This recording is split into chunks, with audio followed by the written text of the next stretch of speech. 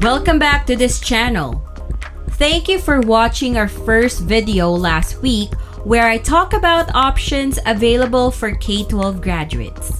If you are new here, hi, I'm Rachel and I help aspiring international students to get started with their study abroad journey. Have you been working in a 9-to-5 job for years now and want to level up your knowledge and skills for career development and to be promoted at work?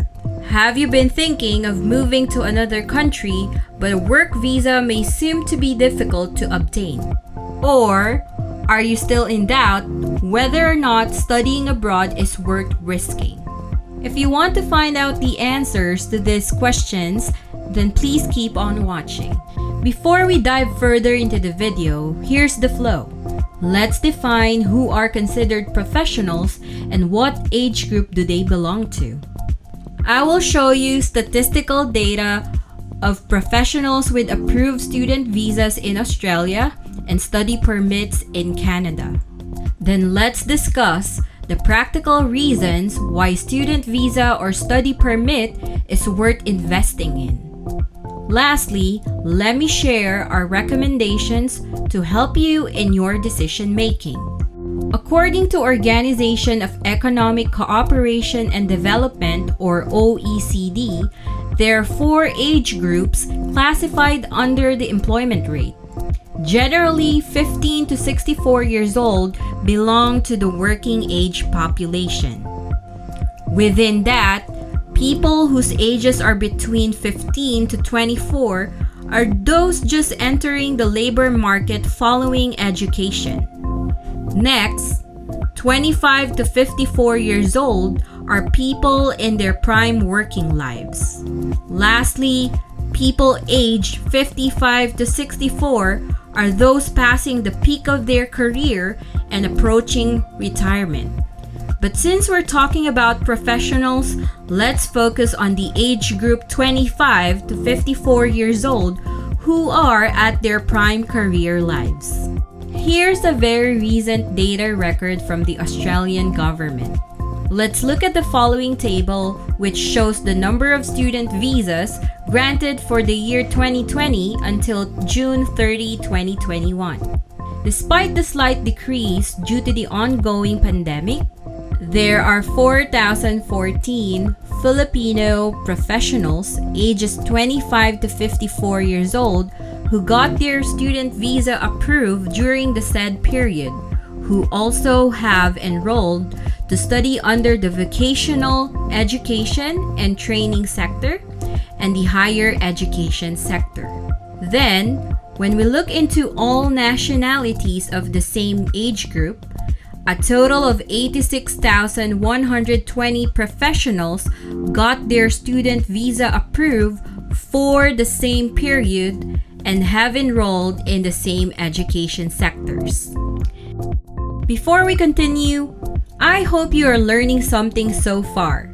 If you are, don't forget to subscribe to our channel and share this video to other aspiring international students like you. Next, a 2020 survey result conducted by World Education Services or WES for permanent residents, temporary workers, and international students residing in Canada who were WES applicants shows 7% of these applicants were international students holding valid student permits. Then, for the overall count across all these applicants, 63% are 25 to 34 years old, 27% are 35 to 44 years old, and 6% are 45 to 54 years old.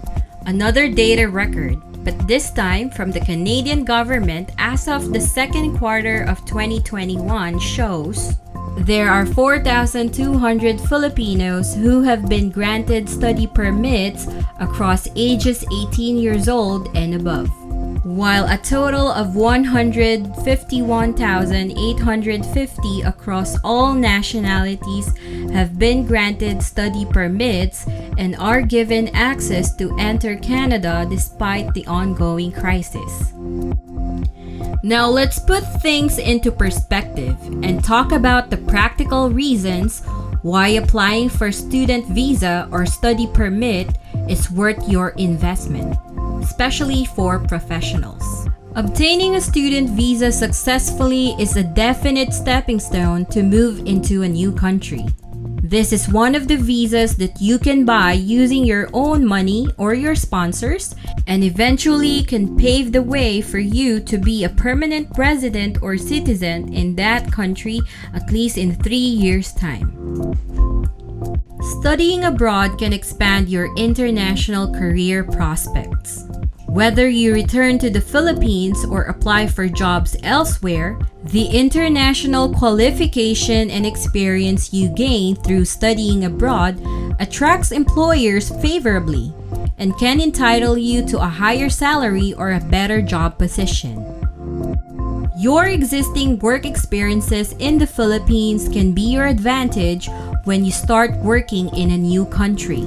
Since you're already a professional, the employers who you will meet during internships or when you use your work rights will consider your past experiences on top of your current international education.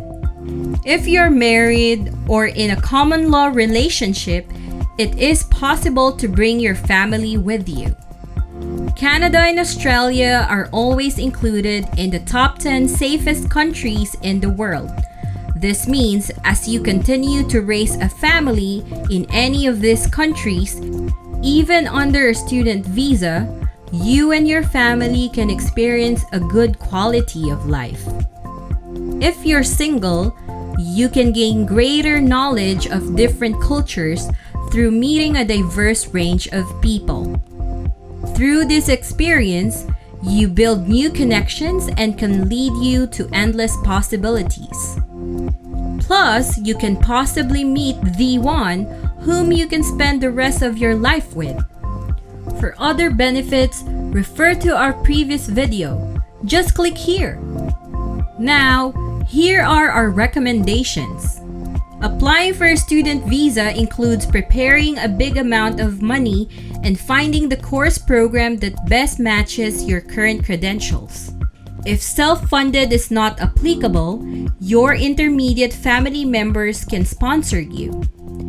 This includes your spouse, your parents, and your siblings. Also, relatives such as your aunt, uncle, grandparents, who preferably are permanent residents of the country where you're applying for a student visa. Moving to a new country doesn't necessarily mean you are starting from scratch again. This time, you are starting from experience. Finally, you have control over your return of investment. Everything you decide on will depend on your actions. Regardless of whether you remain in the Philippines or pursue studying abroad, it all boils down to your execution. How determined are you to reach your goals? Question of the day: how willing are you to risk studying again and move to a new country? I hope you find this video helpful.